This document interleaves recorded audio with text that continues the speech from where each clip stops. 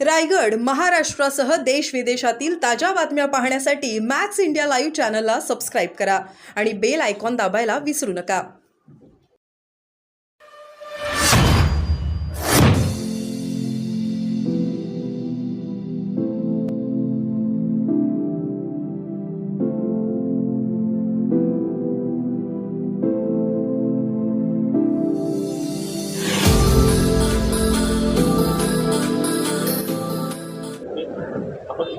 नक्कीच आम्ही जाणार आहोत. आम्ही या टप्प्याटप्प्याने जात आहोत, कारण तिथे आपण पाहता जास्ती जर लोक गेली तर गडबड पण होऊ शकते. एक महत्त्वाचं आहे, स्थानिक जनतेने मार्केटवाडीमध्ये जे सांगितलं होतं की तिथे बॅलेट पेपरवर मॉक पोल पाहिजे. आता मॉक पोलने हे सरकार पडणार आहे का? तर नाही.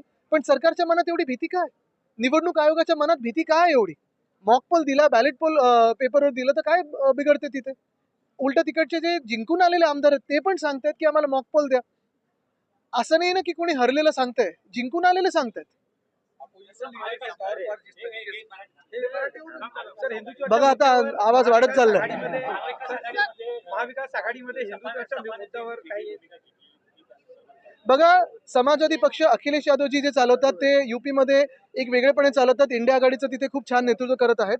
इकडचे जो त्यांचं जे काही आहेत, अनेकदा मी हाऊसमध्ये बसून पाहिलेलं आहे आणि ह्या निवडणुकीत पण पाहिले की ते भाजपची बी टीम म्हणून काम करतात. मला त्यांच्यावर बोलायचं नाहीये. हे जे कालचं ट्विट होतं ते आधी पण करत आले. पण महत्वाची गोष्ट ही आहे की कुठच्या विषयाला किती खेचून न्यायचं, भाजपची बी टीम म्हणून वागायचं का, हा एक प्रश्न पडतोच. पण मला वाटतं हा विषय लांबायचा नाहीये. आमची जी भूमिका आहे ती स्पष्ट आहे. आमचं हिंदुत्व आम्ही पहिलं पण सांगितलं, हृदयात राम आणि हाताला काम. ते आमचं आहे, सगळ्यांच घेऊन सोबत चाललोय. उलटं तुम्हाला अजून एक सांगतो, कदाचित आम्ही एकमेव पक्ष असे असू जे स्पष्टपणे सांगतो की आम्ही हिंदुत्ववादी आहोत. सबका साथ सबका विकास जे भाजप सांगत होते ते आम्ही करत आहोत, भाजप नाही करत आहे. पण आमच्या सोबत आणि उद्धव बाळासाहेब ठाकरे या व्यक्तीच्या नावावर आपण पाहत असाल, हिंदू असतील, मुस्लिम असतील, शीख असतील, पारसी असतील, बौद्ध असतील, ख्रिश्चन असतील, जैन धर्म, हे सगळेच येतात सोबत. कारण आमचं हिंदुत्व स्पष्ट. आम्ही जसं सांगितलं, आमचं घरातली चूल पेटवणारं हिंदुत्व आहे. भाजपचं हिंदुत्व आहे घर पेटवणारं हिंदुत्व. मला वाटतं आपण पाहत असाल ह्याच्यात वरिष्ठ नेते चर्चा करतील. पण आज ममता दिदी आहेत, जसं केजरीवाल साहेब आहेत, हे सगळेच नेते त्यांच्या त्यांच्या राज्यामध्ये खूप चांगलं काम करतात. हे सगळेच आमचे जवळचे आहेत. आणि पुढे आपण पाहतोय इंडिया आघाडी ही देशात लवकर सत्तेवर येईल, हे आता चित्र दिसायला लागलेलं आहे. म्हणूनच ते ईव्हीएमचा घोळ घालतात. बेळगावमध्ये मराठी एकीकरण समितीने नेत्यांना न येण्यासंदर्भातून सांगितलेलं आहे. तणावाचं वातावरण आहे. गेल्या अनेक दिवसांपासून खरं तर हा प्रश्न प्रलंबित आहे. अनेक वर्षांपासून अनेकदा आम्ही सांगितलेलं आहे की केंद्र सरकारने ह्याच्यात हस्तक्षेप करावा. अनेकदा आम्ही सांगितलेलं आहे की तिथे युनियन टेरिटरी बनवलं पाहिजे, पण अजून ते होत नाही. चांगलं आहे. मला वाटतं माझ्यासोबत जे आहे तिथे मागे दोघेही, ह्या दोघांमुळे तिथे खूप पाठबळ मिळालं. आशिष जी आहेत, आमचे सगळे कार्यकर्ते आहेत आणि जनतेच्या आशीर्वादाने आम्ही इथे आलोय, काम करत राहू.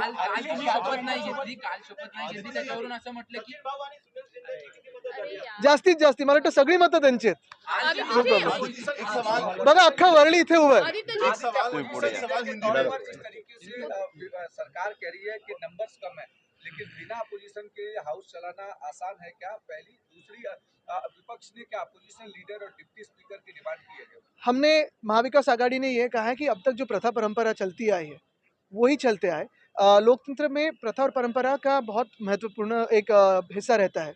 और ये जो डेप्यूटी स्पीकर हो या फिर एलओपी हो, ये होके भी सरकार को कोई वैसी गड़बड़ी होनी नहीं चाहिए. हम तो जो विषय है जनता के वो उठाते रहेंगे. और यही बात हम कहना चाहते हैं कि देखिए, ये जो विरोध की भूमिका है, ये शत्रुता की भूमिका है, कहीं ना कहीं ये अभी कम होनी चाहिए. जो भी हो, ईवीएम ने मैंडेट दिया हो, इलेक्शन कमीशन ने मैंडेट दिया हो, बैठे तो है ट्रेजरी बेंचेस पे. तो अभी आगे जाके जो हम भी विषय उठाएंगे या वो उठाएंगे, ये सारी जनता की आवाज़ है. कहीं ना कहीं अगले 5 सालों में जनता के विषय, जनता की आवाज़ वहाँ है. सिर्फ एक दूसरे पे बातचीत करना, गाली देना, चिल्लाना, ये कहीं कम हो जाए. शिवसेना के पास सबसे ज्यादा मैंडेट हाउस में है, तो क्या एलओपी के तौर पर अमूमन शिवसेना का प्लेन बदला है? ये मुझे लगता है हमने तो अब जाके मांगा है, लेकिन इसमें कोई दो राय नहीं है. ये ना कोई एमवीए में गड़बड़ी है, क्योंकि बयान चल जाएंगे. मुझे लगता है कि एमवीए ने ये कहा है कि प्रथा परंपरा को आगे लेके जाए. एक मिनट आता है. वो नासिक की पीपल गांव से आ रहा है. एक लड़का था जिसने 6 दिसंबर को एक पोस्ट अपनी इंस्टाग्राम पे स्टोरी शेयर करी. उसकी बहुत बुरी तरह से पिटाई हुई. जो लड़का जो पीड़ित है वो बहुसंख्यक समुदाय से आता है. और ये बात लॉ एंड ऑर्डर को लेकर भी बहुत ज्यादा सवाल है. देखिए, ये बात हो या काफ़ी सारी जो घटनाएं पिछले कई दिनों में घटी है, मैंने तो देखा अभी पूना में भी सिर्फ 48 आवर्स में कितने सारे इंसिडेंट्स हुए क्राइम के। तो लॉ एंड ऑर्डर सिचुएशन है या नहीं, और मैं तो यही कहूँगा कि अभी इस राज्य में एक सीएम 2 डिप्टी सीएम है। होम डिपार्टमेंट किसके पास जा रहा है वो कहिए तो, ताकि ये सारे मामलों पे कोई हल निकलेगा। क्योंकि होम डिपार्टमेंट ये अहम होता है। होम डिपार्टमेंट यानी लॉ एंड ऑर्डर हो, क्राइम को एक कब्जे में रखने की बात होती है। और यही बात मैं कहना चाहता हूँ कि सब आपसी झगड़ा छोड़ दीजिए, होम डिपार्टमेंट किसके पास है ये बता दीजिए और जाहिर कर दीजिए। बाद में का एक्सपेंशन हो तब हो, लेकिन होम डिपार्टमेंट का कोई निर्णय दीजिए ताकि ऐसी घटनाएं ना घटे। वो कहती है कि हिंदुत्व जो है बीमारी है, ये क्या वापस भाजपा उनके साथ पहले गई थी, तो भाजपा से पहले पूछे नीतीश जी क्या कहते हैं, नीतीश कुमार जी उनसे पूछे, चंद्रबाबू जी अब तक क्या कहते हैं उनसे पूछे, और ये सब पूछने के बाद हमसे पूछे। आदित्य 1999 नंतर उपाध्यक्ष पद जे आहे ते विरोधी पक्षाला अजूनही दिलेलं नाहीये. तुम्हाला वाटतं की यंदा हा नियम लागू करतील? आम्ही हेच सांगितलेलं आहे की आता एवढं बहुमत मिळाल्यानंतर प्रथा परंपरा परत सुरू करा. लिखित स्वरूपामध्ये तुम्ही मागितलेला आहे तो नियम कोणता आहे? मला वाटतं 3 महत्वाचे नेते जाऊन भेटून आलेत देवेंद्रजींना. मग पुढे बघू कसं काय. काल तुम्ही शपथ नाही घेतली त्याच्यावरून बावनकुळे असं म्हणतात की संविधानाला मानणारे म्हणतात आम्ही पण काल त्यांनी दिलेल्या संविधानाचा अधिकार वापरून ते चायनाचं संविधान मानतात, मकावचं. आम्ही ह्या देशाच्या संविधानासाठी लढत आहोत आणि ह्या देशाच्या संविधानासाठी आम्ही जे लढत असताना ज्या संविधानाचा तुम्ही अपमान करून घटनाबाह्य सरकार 2 वर्ष बसवलं, महाराष्ट्राची लूट केलीत, त्याच संविधानाचा अपमान करून ईव्हीएम ला जे काही जुगाड करून तुम्ही जिंकला आहात त्याच्या विरोधात आम्ही लढत आहोत. गोव्याचे नेते मुख्यमंत्र्यांना भेटले, काय चर्चेतून निघालाय? मी नव्हतो त्याच्यात. आदित्य इस्तीफा देने के लिए तैयार हूँ, लेकिन मेरी टोली में भी बैलेट पेपर, होना चाहिए, क्योंकि ये मुझे लगता है सभी लोगों की भावना है कि अगर बैलेट पेपर पे हो तो चुनाव हो सकते हैं, लेकिन हमें पता है कि ये इलेक्शन कमीशन जो भाजपा के दफ्तर से चलता है वो होगा नहीं. जो काफी सारे प्रश्न उठाए गए हैं, आखिरी घंटे में जितना वोटिंग हुआ, कितने प्रतिशत वो रिवीजन हुई, ये सारे जो जवाब हम मांग रहे हैं, उत्तर मांग रहे हैं, वो तो दे इलेक्शन कमीशन, जनता में आके दे, ना कि सिर्फ निंदा करे. देखो हंसी मजाक करनी है तो वो कपिल शर्मा शो पे भी जा सकते हैं या कई कॉमेडी शो पे जा सकते हैं और बात कर सकते हैं. वैसे तो उन्होंने चुनाव भी वैसे ही कॉमेडी जैसे चला है. इतनी परसेंट की रिवीजन, कितने प्रतिशत की रिवीजन हुई 2 दिनों में? कभी आपने इलेक्शन कमीशन के इतिहास में या सारे जो चुनाव हुए इस देश में, उसके इतिहास में देखा है कि इतनी रिवीजन होती है कभी 2 दिनों में? सर, हिंदुत्व को लेकर महाविकास आघाड़ी में टकराव दिखाई दे रहा है। समाजवादी पार्टी एक तरफ जहां बोल रही है कि वो अलग हो जाएगी, आप ही की देखिए, पार्टी के मैं उन पे ज़्यादा बयान नहीं देना चाहता. वो कभी-कभी भाजपा की बी टीम, यानी यहाँ क्या अखिलेश जी के नहीं. अखिलेश जी अपनी लड़ाई लड़ रहे हैं. यहाँ की जो है, वो कभी-कभी भाजपा की बी टीम की जैसे बर्ताव करते हैं, वो हमने पहले भी देखा है. और इस चुनाव में भी मुझे ज़्यादा बोलने के लिए आप इस पे ना लाइए. उन्होंने किसकी मदद की, कैसे मदद की, ये तो सबको ज़ाहिर है. लेकिन मैं ये कहना चाहता हूँ कि कल का जो ट्वीट था, वो पहले भी करते हैं, लेकिन हमारा जो हिंदुत्व है स्पष्ट है. हमने कभी ये नहीं कहा कि हम हिंदुत्ववादी नहीं है. हमारा हिंदुत्व घर में चूल्हा जलाने वाला हिंदुत्व है, हाथ को काम देने वाला हिंदुत्व है. हृदय में राम और हाथ को काम, ये करने वाला हिंदुत्व. और हम स्पष्ट है, हमारा हिंदुत्व सबको साथ में लेके चलने वाला है. यानी कहा था भाजपा ने सबका साथ सबका विकास, लेकिन हम सबका साथ सबका विकास असल में करते हैं, कहते हैं और करते भी आए हैं. हमें महाविकास आघाड़ी में ये जो ए टीम्स बी टीम्स है, वो ना सिखाया. महाराष्ट्र ने देखा है कि हिंदू हो, मुस्लिम हो, सिख हो, ईसाई हो, पारसी हो, बुद्धिस्ट हो, सारे लोगों को साथ में लेके आगे जाने का काम उद्धव बालासाहेब ठाकरे इस व्यक्ति ने किया है और हम आगे भी करते रहेंगे.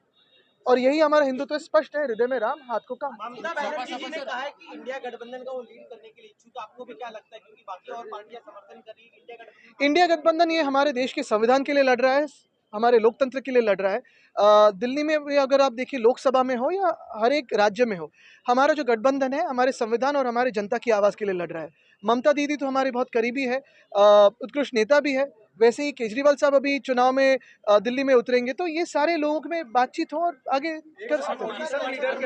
अपोजिशन लीडर के तौर पर 103 किसानों को उनकी जमीन को लेकर नोटिस दी है और वो जमीन वक्फ बोर्ड ने कहा है कि हमारी जमीन है, उसे लेने की बात मुझे की लगता है ये सारे मुद्दे तो है, लेकिन सबसे अहम मुद्दा आज हमारे राज्य में जो चल रहा है वही है जो कल हमने जिस पे प्रोटेस्ट की थी.